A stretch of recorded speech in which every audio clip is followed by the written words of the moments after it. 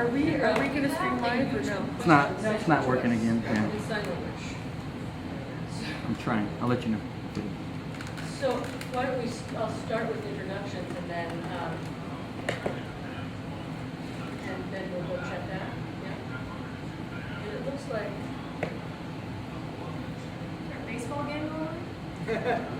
No, this is Antoine Hunter. He's asking a question. So, and I won't do it right now. I just want to, I'll let you know what it is. I just wanted to make sure I can do it.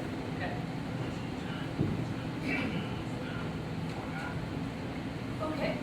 So hello to HowlRound participants. Anybody watching us? Sorry we're late. We lost track of the time.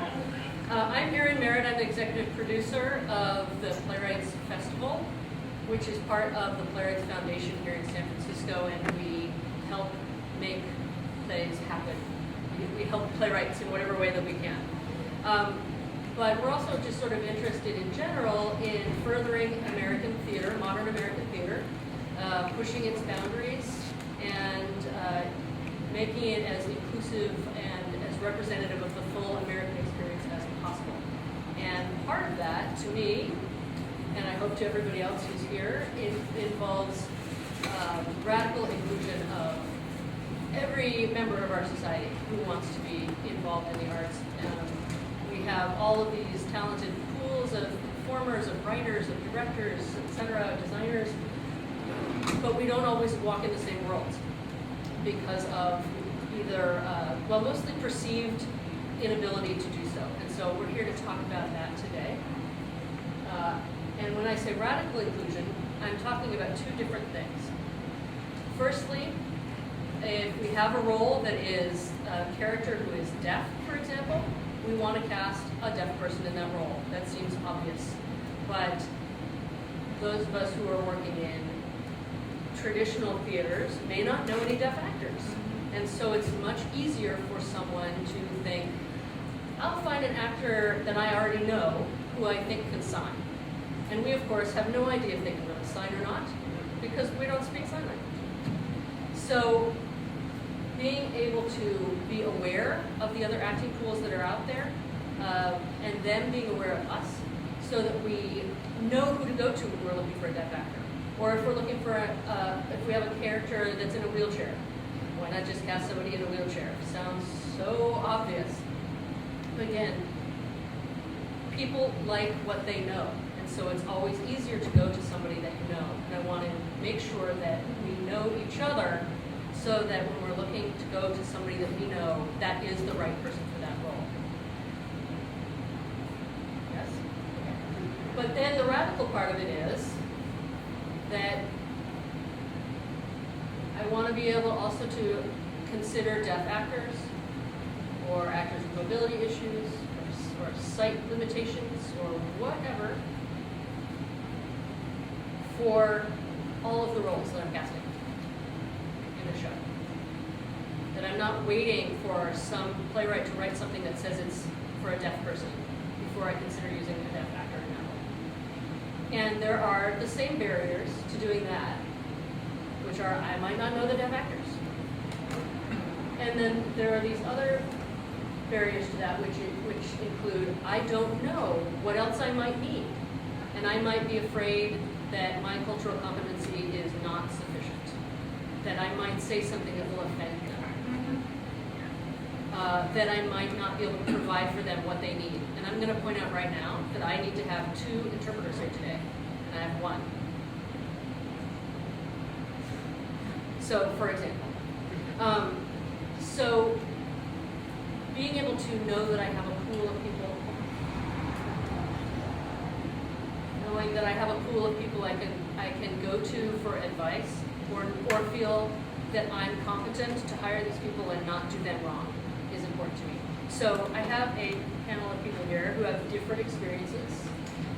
Want each person to introduce themselves and say what their interface with this topic is and what they want us to know.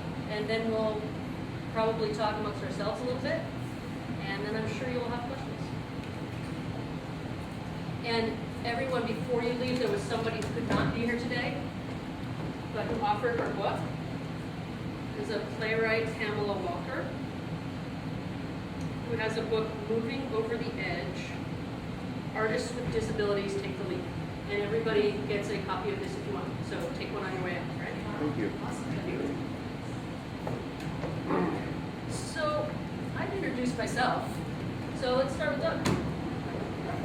Oh, sorry, the other end. Oh, okay. No, that's okay. I'm Dr. Douglas Gordy. My inclusion on the panel is because for a little over 11 years, I was the program director for the Media Access Office, which was a program from the state's Employment Development Department and the California Governor's Committee on the Employment of People with Disabilities. It was started in the mid-90s down in Hollywood, and that's where our main office was. I started the office in 2001 here in the North Bay, was program director in Northern California. Our mission was to help people with disabilities get training in the performing arts, film, television, and theater, and then once they were trained, help them make the incursion into finding viable employment. As you can imagine, quite a challenge. When I first started, Pamela was actually the one who was kind enough. She had a talent agency, performers with disabilities. She gave me her list, which was about a dozen people at that time. By the time I retired about 18 months ago, I had over 220 actors with disability in the Northern California area. We're actively training, trying to find work. Our LA office, because my background, I have a PhD in theater, my background is theater, and that's my love, and because as those of you who work here know, there's very little film or television work. Our focus in the Northern California office was to help people in theater.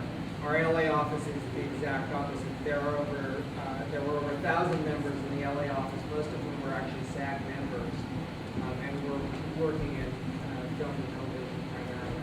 Now, I came about is I helped Aaron was in her company, Women's Will, was doing a production of Pericles, and she needed a deaf actress.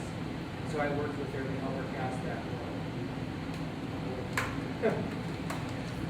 Hi, my name is Don Newman. I'm a playwright. I wrote a play called Sound, which is at the festival, and the play requires deaf actors, hearing actors, and actors who are ASL fluent. So that's my in. Hello there. I'm J.W. Guido. I'm a deaf actor, director, and I'm involved with this play you will see this afternoon. I've been involved in theater for many more years than I can count. Also, I'm an artistic director for New York Deaf Theater, and I've produced several of their shows having to do with deaf audience members and deaf actors on stage.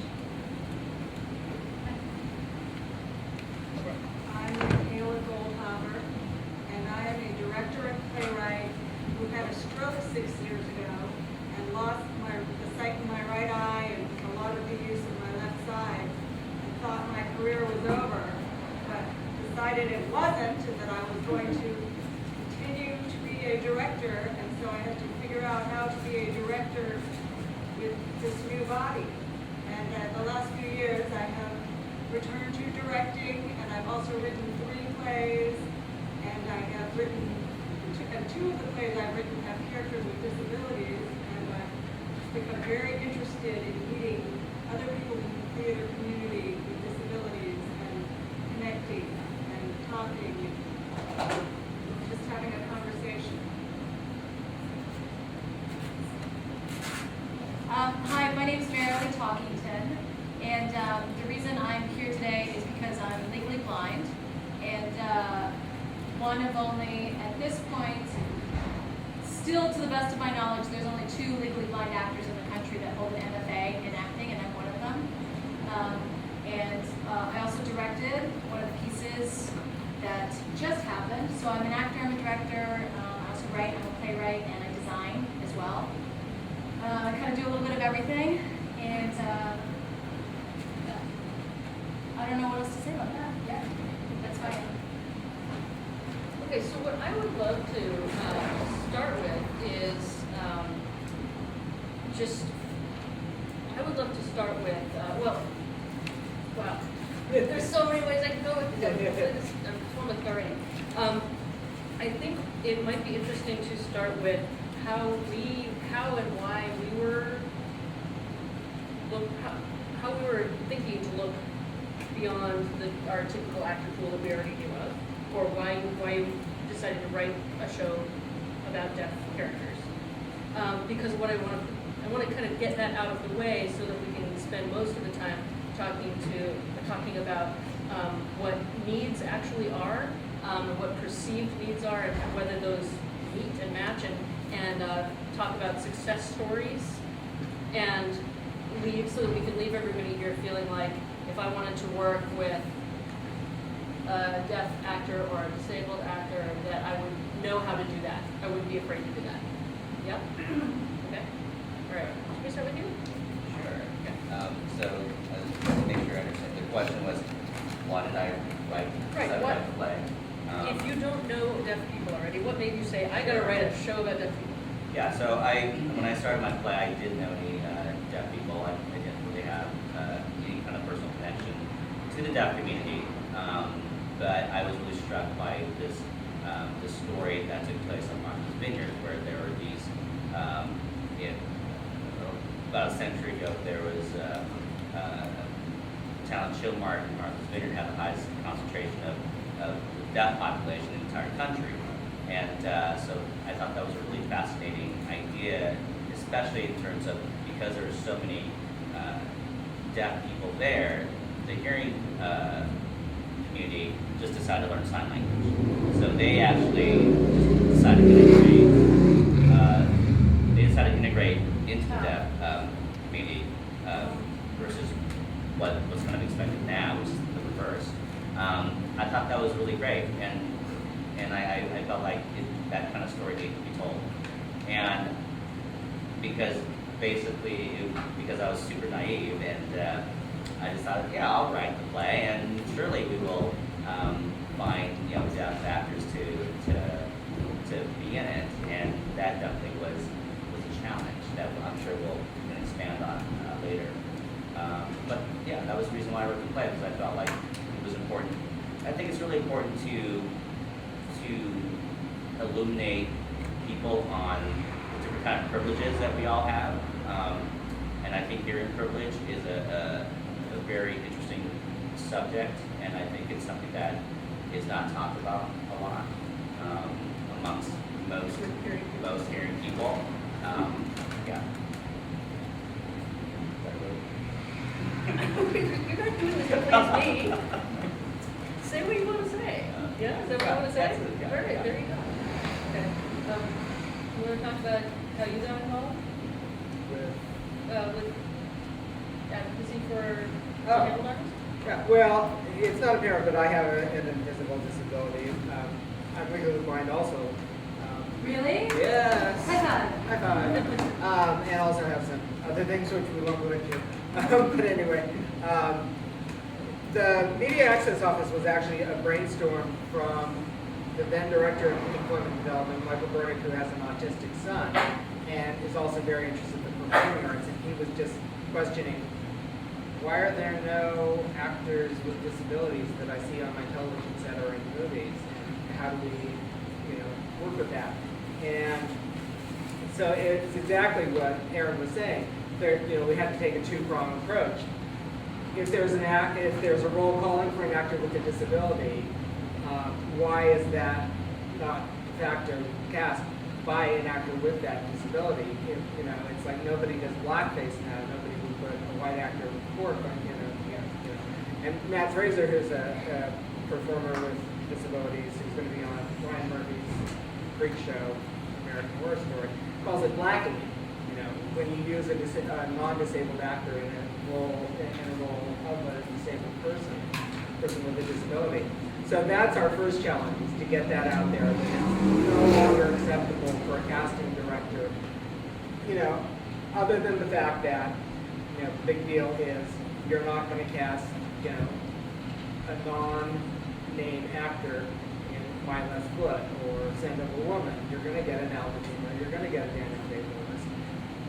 We understand that. There are, at this point, very few actors with disability who have name recognition. Peter Dinklage, Marley Mountain, there are very, very few. But in roles that are not lead characters, there is no reason why, even if the character is not specifically disabled, there's no reason why somebody who's playing a judge on a cop show can't be a person with a disability. And in fact, my very good friend, Robert David Hall, who for 12 years has played Dr. Robbins on the original CSI, is a double leg amputee. He did not get that role because he's a double leg amputee. He got that role because he's a great actor. And after he was cast, they decided to actually make the character a double amputee also. And he insisted every season he does something like cleans his prosthetic to let people know, yes, I am an actor with a disability and I'm playing a disabled role. So that's part of it.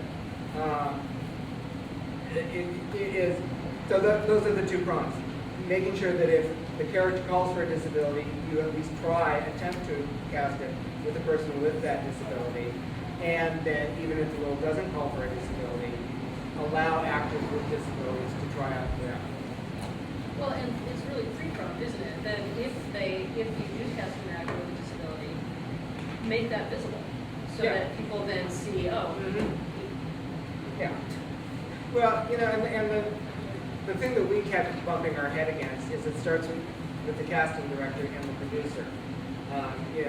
The casting directors are, screen out anybody with a disability before they even get to the audition process.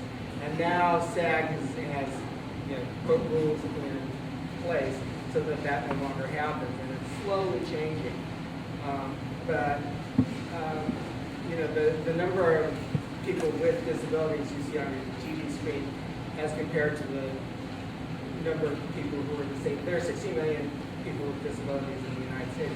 How many can you name that you see on a regular basis? There's R.J. Mitty on Breaking Bad. There's Jamie Brewer, who's been on 2 of the seasons of American Horror Story. I feel like I'm dominating, I don't want to, but just to show you what can happen when somebody who has a position of power gets it. Ryan Murphy started using people with disabilities because way back when he was doing Nip Tuck, he decided to write a role that was about a family in which the young son had Down syndrome and wanted to get plastic surgery so that he would look like everybody else in his family. He thought that was a compelling story, did not know anything about people with Down syndrome, didn't know anything about what to do. So he contacted my counterpart in our LA office, Gail Williamson, who happens to have a son who's an actor with Down syndrome, who was cast in the part that Ryan created for him, and did an entire show about that. Ryan was so pleased and so elated and was so just fed by doing that story that he decided that he wanted to keep on. Because of that one storyline, we had an annual award show, Media Access Awards, where we gave people awards for making that type of an effort. He came to our awards show in which over 500 actors with disabilities were there. He met them all. He's a lovely, lovely man. He went around and introduced himself to everybody. And because of that, he saw the pool of talent that was available and just made it his mission that in everything he does, there's going to be at least one character with a disability. And I'll try to speak briefly, but I've got to be brief. So when I was growing up, there were several TV shows on, and movies. I saw Marley Mountain and a couple of things. There was what was it called? Jerry Jewell. The Life Goes On with Chris. There was an actor with Down syndrome. Yeah. And Jerry Jewell went back to life. Right. So it almost feels to me like people were more visible briefly than they are now. But there's also a playwright that I really love, Chuck Mead, who is disabled and who writes at, you don't necessarily see this if you're watching one of his plays, but when you are reading one of his plays, he always starts with, please consider disabled actors for any role in the show, or all of them, because they all could be played by disabled actors. And that just, as a person who's reading plays, that reminded me that there are other people I might not be considering to keep in mind. And then the third input for me was shotgun players here, which I worked with sometimes back then, was working with a deaf actor named Antoinette Acamonte. And I just really liked what they did, how they used her, how they, and they actually did not fully interpret the shows that she was in. They just found ways for hearing actors to be able to understand what she was doing or saying. And did nothing for the deaf community whatsoever, except for employ a deaf actor. But for the hearing community, it was wonderful for me, at least. I loved the work that she did. I saw how she used her body. It made me understand that through sign language, since sign language is a physical language, this is an actor that's going to give me something physical that maybe hearing actors aren't as good at doing. A lot of hearing actors are just standing, we call them talking heads, and they're standing here and they're acting from the neck on up. There's nothing going on in their body connected. And I know I'm never going to have that problem with a deaf actor. And I could see that by watching her on stage. And that made me very curious about working with a deaf actor. By the time that I got around to acting on that, she had moved out of town and I needed to find somebody else. And the way that I came at it was, there's a play by Shakespeare called Pericles. It's not done very often. It has a narrator. And the narrator character is always a little tricky for people putting on the play. Because there's the question, why are we watching this person narrating and then watching the action afterwards? Why is it important that that storyteller be separate from the action? And so as I was thinking about that, I thought, now that's a great place where I can use a deaf actor. And that we can say, this deaf actor is, or this deaf storyteller is telling a story. And the rest of us who are hearing need to act it out for us. Because the sign language actually is acting it out for the deaf audience. And so I worked it so that the rest of the actors were the voice interpreters for that deaf actor. But I was very naive. I thought that was just it. She'd show up and she'd just look at her lines and perform them and we would just voice them.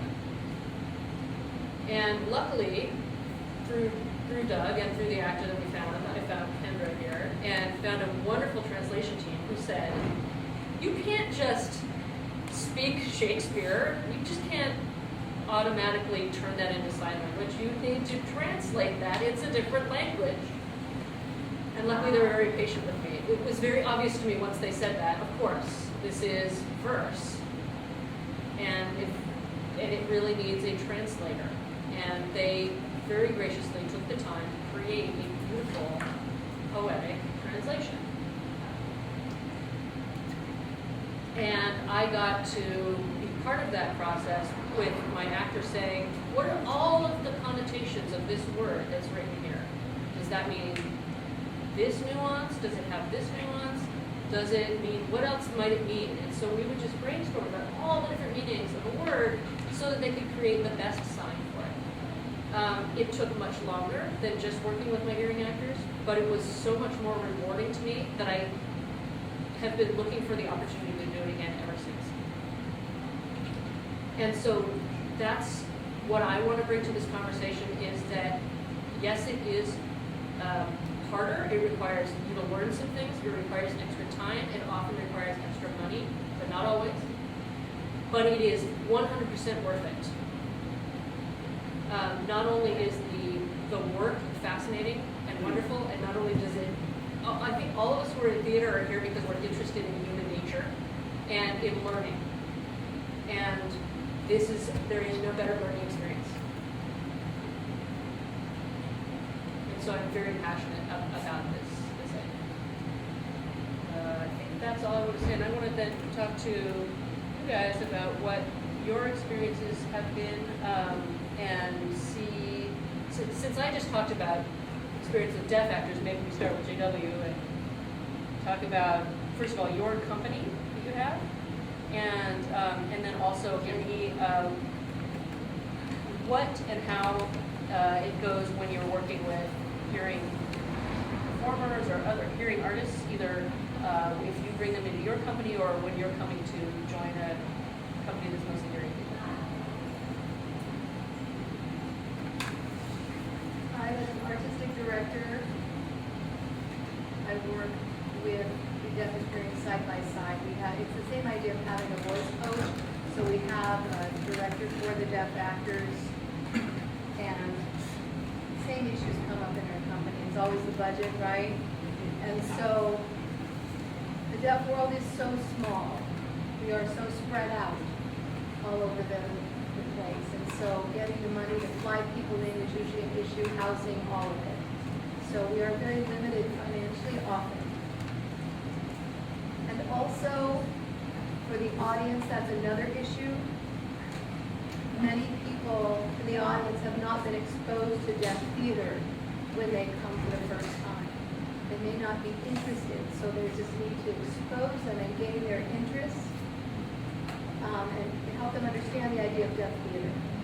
You know, so they're not, it's not that we would have captions or you would have voice interpreters the entire time doing the spoken language, but other techniques that we've used and are experimenting with that we've been successful at to this point. And so we just have to keep making it creative in our productions. As an actor now, speaking from that perspective, it's really difficult to find opportunities nationwide. That is, you know, they're limited to those deaf characters, and I want to try, of course, to take on a role as a deaf actor, any role. And people don't want to work that hard anymore, provide interpreters, and do all that's required for me to be there. People generally don't want to do that. Yeah, I think that's all for this moment. Can you tell us a little bit, you mentioned techniques that you use, not always doing voice interpretation, but various techniques you used. Can you tell us a little bit about those?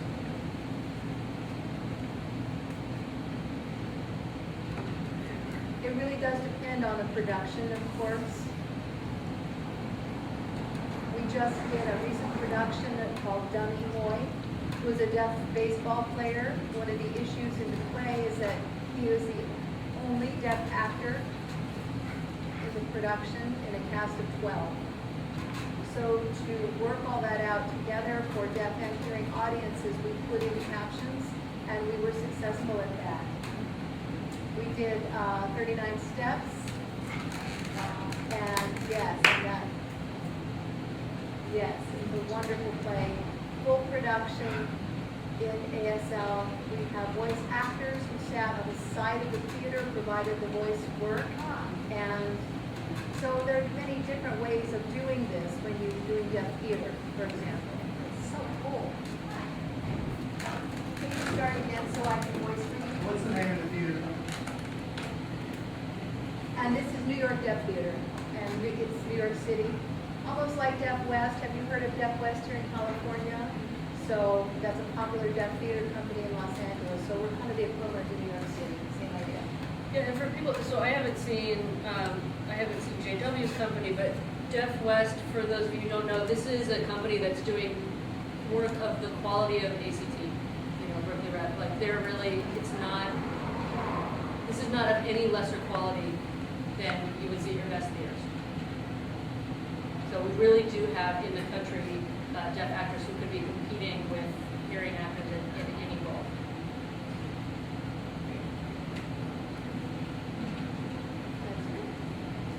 All right, so you two have totally different experiences. You want to take it next? Just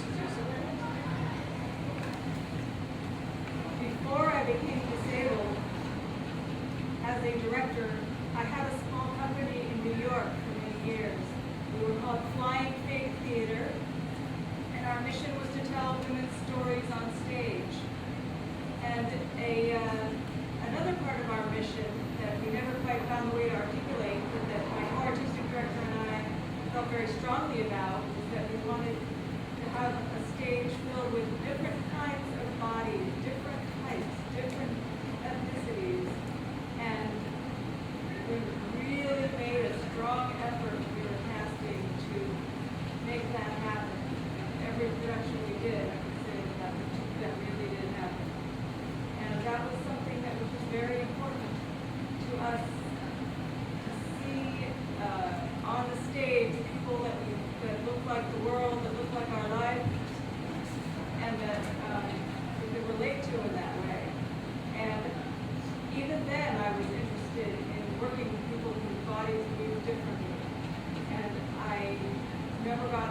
the opportunity to do it, but it was something that I was thinking about. And now that I have a body that moves differently, my interest has grown vastly when I want to work with people whose bodies move in unexpected ways and who feel comfortable experiencing that on stage. That just is very exciting to me. And I've been doing some of the community classes with Access Dance Theater Company, the integrated dance, disabled and non-disabled dancers moving together. And I'm now wondering, what would integrated theater be like? How would that happen? Could I create a production with an integrated company, disabled and non-disabled? And it's just something I'm giving a lot of thought to and hoping to meet more people who might be interested in that. And writing plays with characters that would serve that. And I was very interested to hear about your Heracles, because I do think a lot about the classics as a great area for experimentation with working with people with different physical abilities. That there, anyone can be a mythological character in a Shakespeare play. A person of color, a person of the other gender, a person with a different body type. So that's very interesting to me, and I hope to explore that. And can you tell us a little bit about, so JW talked about when you making his own theater with other people, obviously, but that there are the challenges in getting heard outside of that pool of actors that you're or performers you're already working with, because there are the real or perceived barriers about having to fly somebody. So the monetary barriers, hiring interpreters, and so on. Are there any barriers, or what are the particularities that you're finding now in your new body? Well, I need to get up and stretch a lot. In fact, I'm going to do that now. Sitting for a long period of time is really the hardest thing. So when I'm in the audience, I often will be wiggling in my seat as politely as I can. And when I'm rehearsing, I need to be able to stand up at the table and move around. I need to take breaks where I actually get up and move around, as opposed to talking through the whole break the way I used to do. And particularly, my stamina is so different from what it used to be. And I needed to, I wanted to be here yesterday, but I couldn't. I wanted to be here. I definitely wanted to be here today. So I have to plan for that.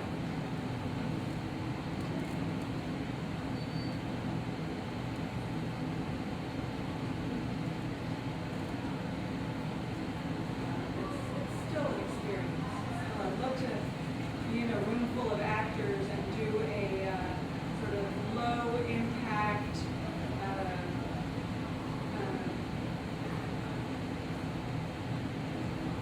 contact improv jam actors of different physical abilities. That's how we connected in the Access classes. It was very moving and very powerful.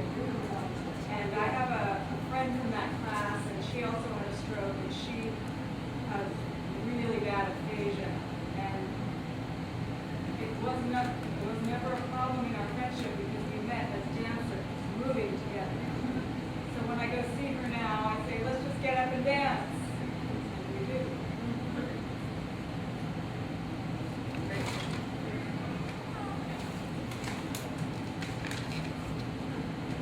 Marilee, tell us about your experience. I mean, as one of only two. Yeah. It's interesting that when JW was saying that the deaf community is very small and spread out, as somebody in the blind community, I actually am often jealous of the deaf community because they've got a culture. And I found that the blind community, although they've got a culture spread out, it's not a culture in terms of theater. It's very, very hard to find artists who are blind, low vision, everything in between, who have been given an opportunity not just on stage, but just to receive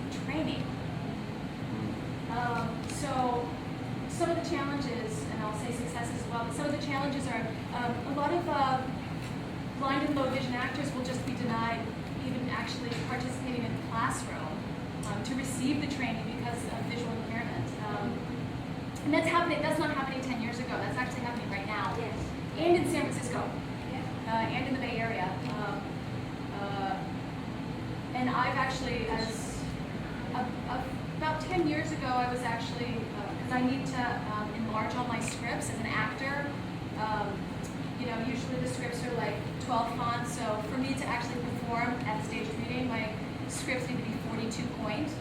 So I'm literally like flipping the script very quickly. But before I could actually enlarge my scripts myself, I would have to take them to a photocopy place and enlarge them. And there was one time where I actually was holding the script so close to my face that the director said to me, if you can't see the script, you don't belong on stage. And so I was excused from the audition. And so I think there's a real learning curve for casting directors, for directors, and there's a learning curve for the actors too, finding our voice. You know, because I wasn't going to battle with them, but I had to figure out, okay, if this is what the atmosphere is, then how do I come in as prepared as I possibly can? Because I cannot change everybody. I can't. It's impossible. So what do I have to do to prepare myself? And that's when it was, I really didn't take anything for granted and go into auditions memorized. And go in and just have to work that much harder, which is a very interesting thing. I mean, there's a truth about not only the directors having to work harder, but the actors having to work harder too. For example, I was in a show at the Aurora Theater a couple years back, and I played a soldier, and I was the only female in a group of 5 other male soldiers, and we had to climb down this 10-foot shelf of some sort, and I couldn't see where the steps were. And so all the other actors literally just clambered down and they were fine, and we were carrying weapons. And so the director, a friend of mine, I said, I'm going to need for you to show me how to do this, and then on my own time, I'm just going to need to run it, and run it, and run it, and run it. So that's exactly what happened. I ran this one move about 100 times just so my body could know it, and my eyes weren't even involved. Like literally, they weren't involved, and I ran it nearly 100 times. So there's that. I feel like I could say so many stories, but there's something like even as a legally blind director, the things that I have to do for myself, because there's also like, because I have a hidden disability, none of you would ever know. Right. How much do I want to let the world know that I've got a disability? Because all of a sudden things change in the mind. Yes. I mean, I can imagine I said legally blind and everybody went, huh? All of a sudden there's ideas about who I am. So I have to be willing to step forward and go, yeah, I'm legally blind, this is what I need. I'm not going to make some big story about it, but this is what I need. So as a director, when I'm directing, God bless the actors that I work with, if they're working a scene, you know, like I'm right up in their faces. Then I back up and see the whole picture, and then I get right up again, just so I can see what's going on. And then sometimes I don't have to see what's going on. Like today, one of the actors, I was like, I don't hear you smiling. And she's like, oh, I wasn't, I'm sorry. Okay, so she can't smile. Well, Because I can't, yeah. well, that brings up something for me. Can I say something? Please. Oh, okay. Which is that there's this other acute awareness that accompanies a, quote, disability that I think is really interesting and also unseen ability. That your ability to hear that is acute. It's very present. It's very developed. Yeah, I would be curious what it is for JW in terms of what he's like, what that other, what's been developed to sort of overcompensate. Yeah. Because I know that I don't hear better, I just listen better. Because that's my eyes. So I don't know if JW wants to speak to that, or if it's a thing at all. Yeah. Okay, can you rephrase your question? Sure. So as a visually impaired person,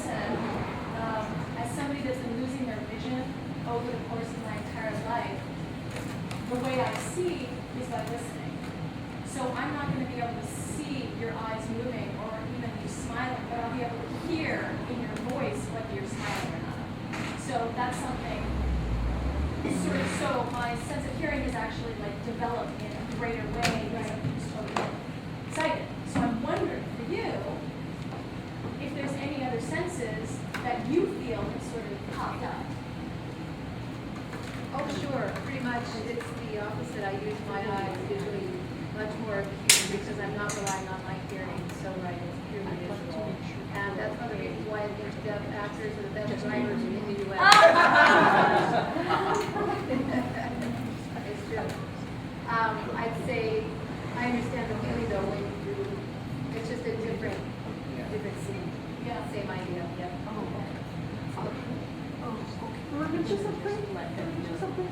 I would like to say something. Yeah, I didn't know for you.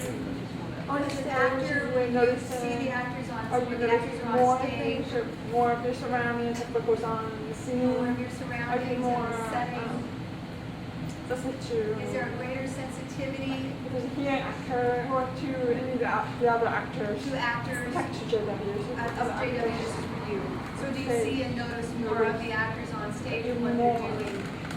Are you more aware, more sensitive visually to what's going on in that context on stage? Okay, well, do you need, am I used to that process? Yeah, so with the hearing actors who are on stage, you're just saying, do you notice that you are more sensitive to perceiving a wider range of what's going on and more of what's going on?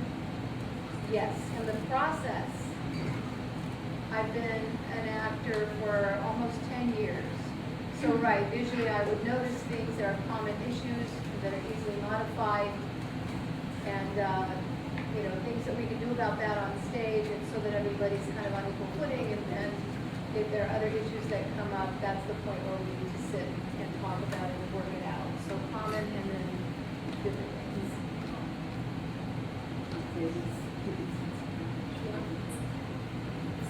So I think actually, Mary Lee, what you said was a great segue into, you know, let's talk about what the challenges are, and then we can end up with successes. Yeah? You know, it's interesting because I feel like we could spend hours talking about the challenges and, well, but there's like a Right. whole spectrum, like Right. somebody who's totally blind is going Right. to have very specific challenges versus somebody who's low vision or really blind like me. Right. It's vastly different. Right.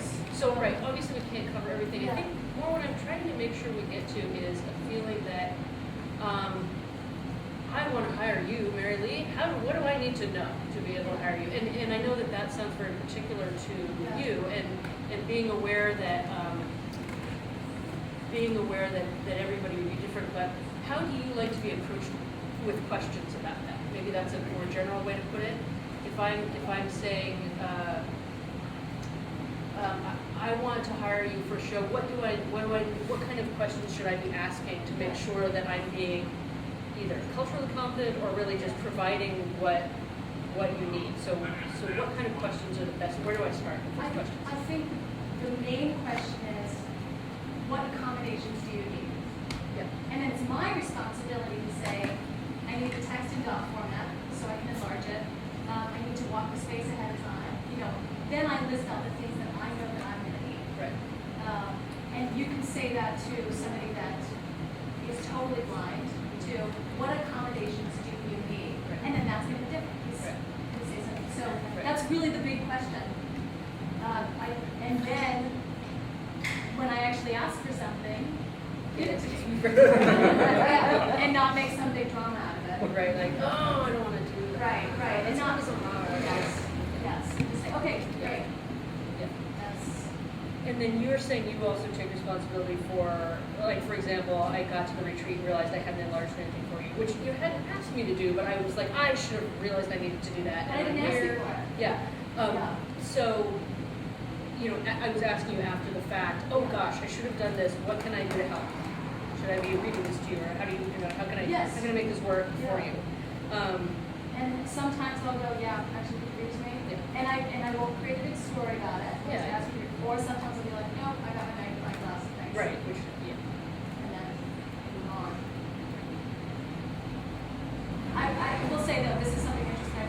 imagine, so there's blind guy who's total,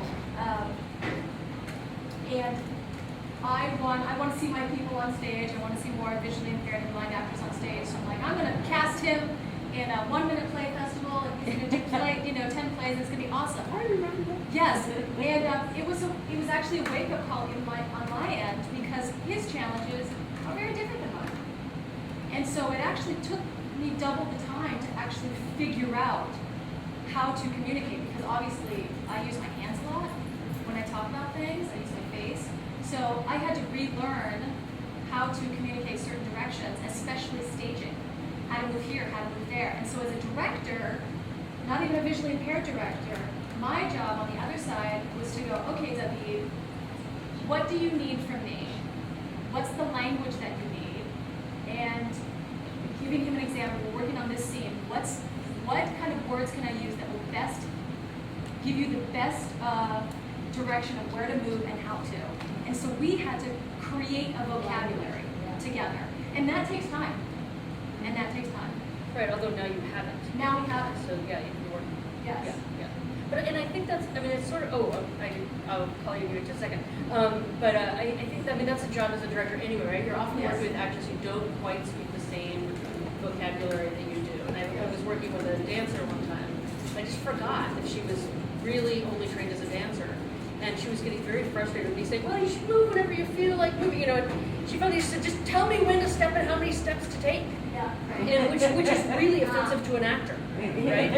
On this line, I want you to step 3 steps forward, right? And the actor will be like, you know. But that was what she wanted to hear, and she was feeling like, why isn't she telling me where I need to be? You know, how am I supposed to interpret when I don't know where to do it? And as soon as it clicked into my head, oh, right, you're a ballet dancer. And I'd say, oh, okay, well, when Hamlet speaks to you, I want you to take 3 steps towards him to say this line. And then I want you to take 2 steps to the side on this line. And all of a sudden, she had this hugely filled out character. So it's really just an extension of what we're already doing as directors anyway. And also, I would think, terribly exciting. It can be. Yeah, I mean, it can be scary. Yes. But No, totally. exciting, yeah. You know, this actually reminds me too, because something that we haven't talked about is the etiquette, right? Because what ended up happening in this last, when I was directing David, is everybody grabbed him and started moving him around. And that's our instinct, is to just move him around. And he's like, stop touching me. Just tell me where I need to go. And there's a certain etiquette, because all of a sudden then they become a child in the room. And the person with a disability in the room is not a child. You just have to figure out ways to communicate with them instead of pushing them and tugging them and doing all these things that we think were helpful. That's not super helpful. I'd be curious to see if that came up at all, like etiquette rules came up in this rehearsal process with JW and Sam. Shall we? Yeah, and then we have to get back to Karen's question. Oh, I'm sorry. No, I think that's because it's such a natural transition. Yeah, and I'd love to hear.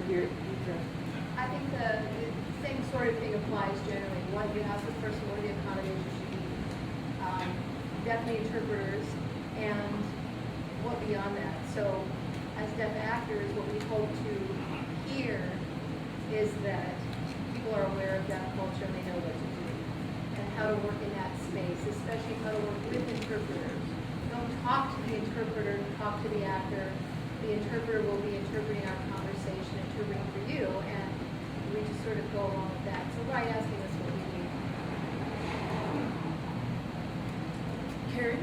Yes, I have way too many thoughts on this whole topic, so I'm going to try to not be all over the map. But I just wanted to sort of talk about the issue when you say to Marilee, you know, how can I make it possible to work with you or have you work with me?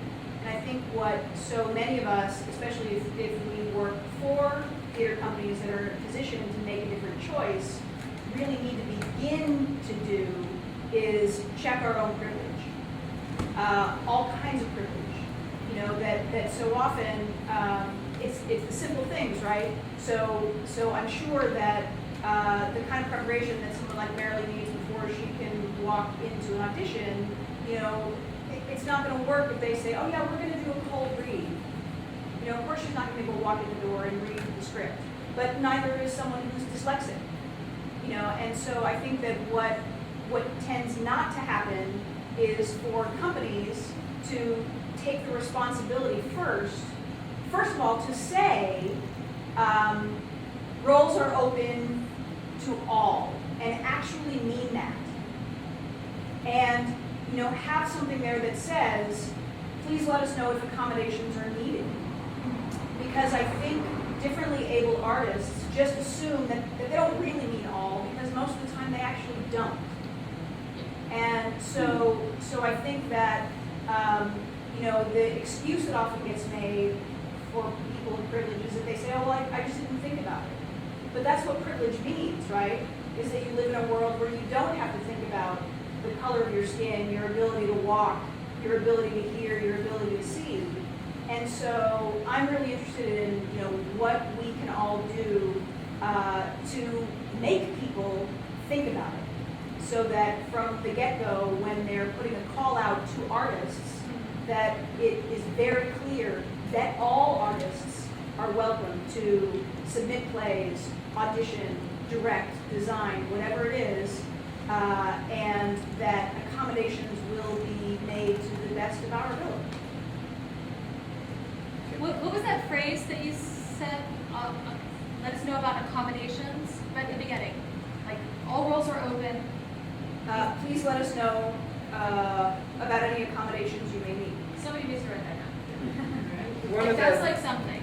One of the big problems, though, is that there are still a significant amount of theaters in this area that aren't wheelchair compliant for the audience, let alone the actors. Yeah. You can't have actors audition if they can't get onto your stage. Yeah. And over 50% of the theaters in this town, an actor who's in a wheelchair cannot get onto the stage to audition. Wow.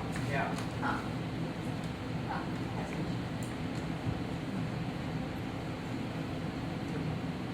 Writing on a napkin where all the greatest things are written. I don't think I would ask for a minute because they're always I also think, much like in the classroom, there are certain things that we see as accommodations that could just be standard practice. right. Like, there are fonts for dyslexia that could, all scripts could be printed in a font that everyone could read.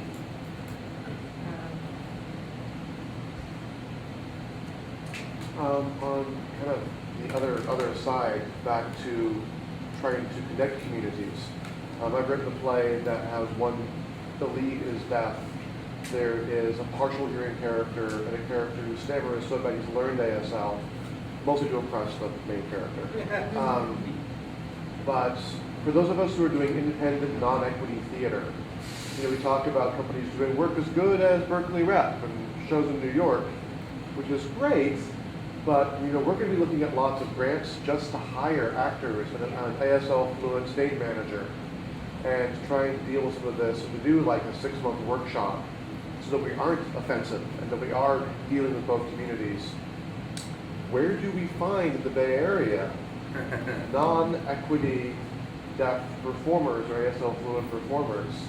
Because I'm not entirely sure that the theater in New York or one in LA is going to be real useful, because we can't fly folks in from LA or New York or wherever. Well, I can speak to our process on this, which was very difficult and in a good way. We really had to, because there are actually 4 deaf characters in this play. And we made a commitment to hire deaf actors for the roles. And so then the process, at least for me, was Aaron already had some experience in this world, but I had none. And so the process really was to find the ways in which the community communicates with one another. And so we really, because we made a commitment, the issue of equity versus non-equity, the issue of distance versus non-distance, the issue of ASL fluency versus literally was not on the table. We just decided that we were going to commit the funds to make this work. And so we made a budget, we did the fundraising, and we you know, we're in a different position because we don't rehearse as many hours, but, you know, and within a few weeks, the word got out. And we started from, I mean, I started at ground zero, so did our casting director. Aaron had Kendra, this wonderful woman here, and thank you. And she also knew an ASL interpreter, Jack. Her name is Jack Cook. Translator. Translator, I'm sorry. And I also knew an ASL interpreter who is an actress, who we've worked with quite a bit, actually. So Yeah, you named that's, this one. Exactly. yeah, you may need names, but I'm telling you what our process was in doing it. And in the end, people began to come to us. And that was a really beautiful thing. And then we met JW Guido, and he's the one who lives in Buffalo. I mean, it really works the same way that any theater works. It's Right. networking and word of mouth, right? That's why And you're- so, Yeah. and so the difference when when you don't have, for example, the requirement of a deaf actor, is you have seen actors around town that you think back on, or you ask your friends, who would be good for this role, and you describe the role, right? So you're just adding, and I want this person to be a deaf performer. It doesn't mean not all the deaf performers in the world are union members. There are plenty of deaf actors who are not. So the union membership thing, I think, is not going to be an issue for you at all. Right. It's about getting to know the community, leaving yourself extra time to find those people. And from what I said to Amy was, the issue here is finding our ASL director. And if we can get one of these people that is known and trusted, then the actors will feel safe to come and work on the production. Right. And then they'll start spreading the word. I might be busy, or JW might be busy, but he says, oh, there's this other actor that you might not know yet. And so then they're going to help you find the pool of actors from which to choose. And in fact, with Pericles, just one other deal with that. With Pericles, because I really had no idea that I needed to do translation at all, the budget was way more than I thought it would be, and I'm too stubborn to give something up because of money. I just said, well, we're going to find money. So, but again, I reached out to Kendra and to the translators and said, do you have any ideas on this? And they helped put things into my mind about who might do that funding, who might find that very, very exciting to do. And so we ended up actually having no problem meeting that budget, even though it was double what our normal budget was. We didn't have any problem. It was easier to fund that show than any other show that I have ever produced. We're looking at doing grants, and they push the show back a year to make sure we can have the time, find the people, get the You really money. have to be prepared. It's You a wonderful, wonderful thing, though, really. Yeah, and so, like, if you have your, again, cultural competency down on this, then if you're going to the traditional granting sources, then you're going to have to explain to them why it's so much more expensive, why it is actually important. But there are also, like what we found, and I don't know if they're still funding, but what we found back in 2002 was all the cell phone companies were funding because if you're deaf, you're working with text a lot of times, right? And so telecommunications companies had, either they were working with deaf employees, or they just sort of got that they wanted to fund something that allowed people to text, or they had products that allowed people to text, and so they were already sort of aware of the deaf community and interested in participating and showing themselves to be good citizens, So, I mean, just weird connections like that, again, because of our privilege, we won't ever think about. But if you ask, just like asking what accommodations do you need, asking who might really be particularly interested in supporting this, that's how you find the additional funding sources. And just wanted to add to, since I've been through the casting process twice now for sound, once in New York and one here in the Bay Area, and both times were daunting and very difficult and very scary because you don't, you start off kind of with like this blank slate. You don't know where to actually start to find people. And I initially started casting in New York, but the thing is, you have to just continue to look and try and be resourceful, and then things start to open up. And like as Aaron was saying, when we are able to bring in like our ASL director, who is really well known in the deaf community, things start to open up for us, and we start to get more names, and that really helped. And now that we've gone through this process already, and you're looking to look for artists, we can totally have this dialogue, and I can share I'll my give you resources email with address you. after Absolutely, this. it's really what we all need to do, because we have to get away from this whole I can't find any people, and we have to start moving towards the idea of they're out there and we're just not looking hard enough, or we just don't know where to look yet, but we can educate ourselves and figure out where they're at. So. Oh, she's not deaf. Kathleen Ridley? Oh, She's not deaf. She's ASL fluent, but she's a hearing aid. Okay, Yeah. okay, I misunderstood that. I thought she had said last week that she was deaf. No, I think she's child of deaf adults, right? Is she? Okay, anyway, I think so, anyway. yeah. Anyways, I think Brandon. Brandon is, but not Kat? Not Kat. Oh, okay. Oh, well, I don't know how she is fluent in sign, but. Yeah, Okay, she's just a damn good interpreters. She worked Oh, with hang on. I'm sorry, I didn't. Hold on, we're getting an answer. A top level interpreter and all over the Bay Area, we just love her. But she's not. And somebody said Brandon. Dakota. Yeah. Yes. But Kathleen worked for 2 years. She went on tour before she knew any ASL at all. She was hired by Theater of the Deaf to tour with them. Okay. And they wanted actors who were not yet interpreters, because they wanted to train an actor to speak sign language, American Sign Language. And so, I don't know if that's the right term, speak, but anyway, she told me the story. And so it was like going to a foreign country and being immersed and having to learn the language, and that's how she became certified.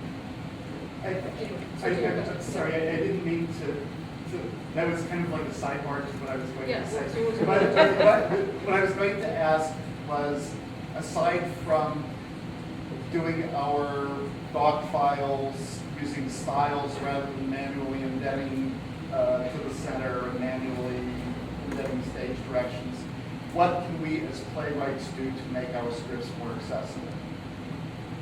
Good question.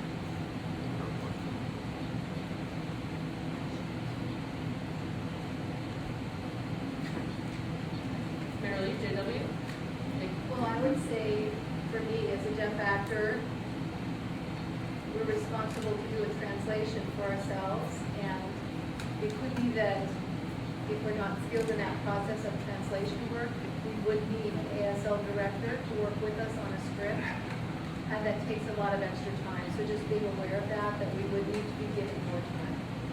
Yeah, and what he's referring to, in case you don't know, so ASL is not in the same syntax or grammar as English or other written languages. So you're always translating from the written sentence to what the ASL signs would be. And I'm trying to think of a good line from it. Michelle, do you have like a line you can just pull out of your head? Oh, there's so many. You caught me. That's I can do, yeah. my life naval reason why I can't hear. Say again, like what? What the English or? Or- You want the English or the ASL? Both. stick right there. Okay, yeah, she was using ASL glossing just now. Yeah. It's here. So in English, from hearing, my wife Mabel, the reason she cannot hear is due to the bout of scarlet fever she had as a child. In the ASL gloss, my wife Mabel, reason why she don't hear, she, young child, sick, red, fever, ears decline.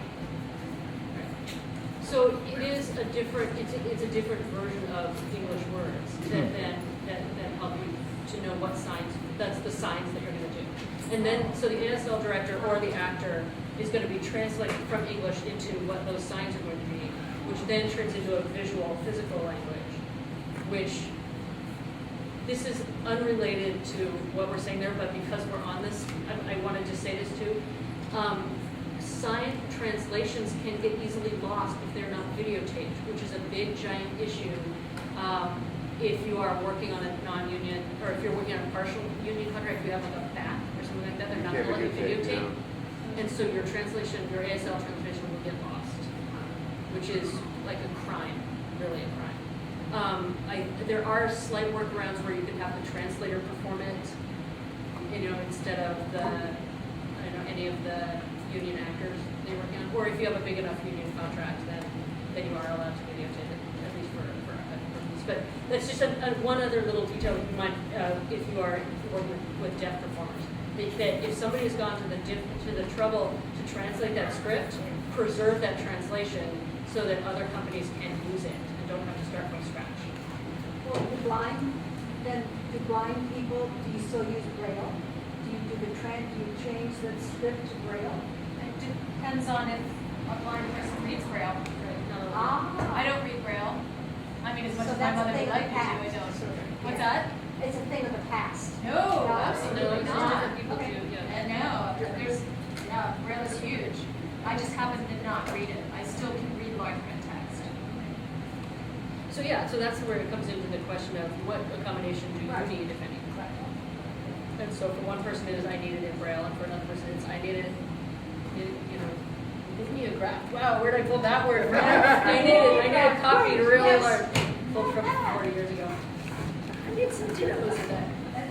What are the questions? I know I saw the questions. Philip, something all the questions go on. Yeah, Marilyn mentioned earlier something about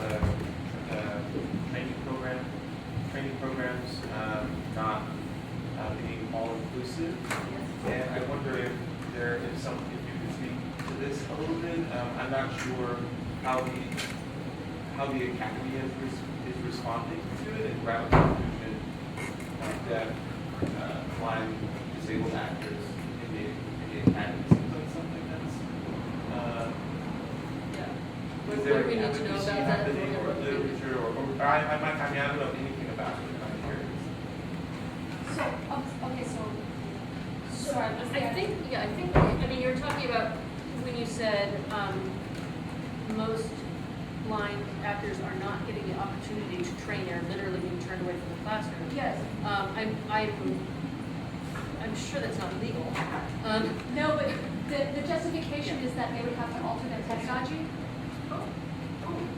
And so they can justify not having an artist with a severe disability by saying, well, that changes our pedagogy then, and you're not getting, and somehow they're able to work around it. Or you just find out that they just don't get qualified.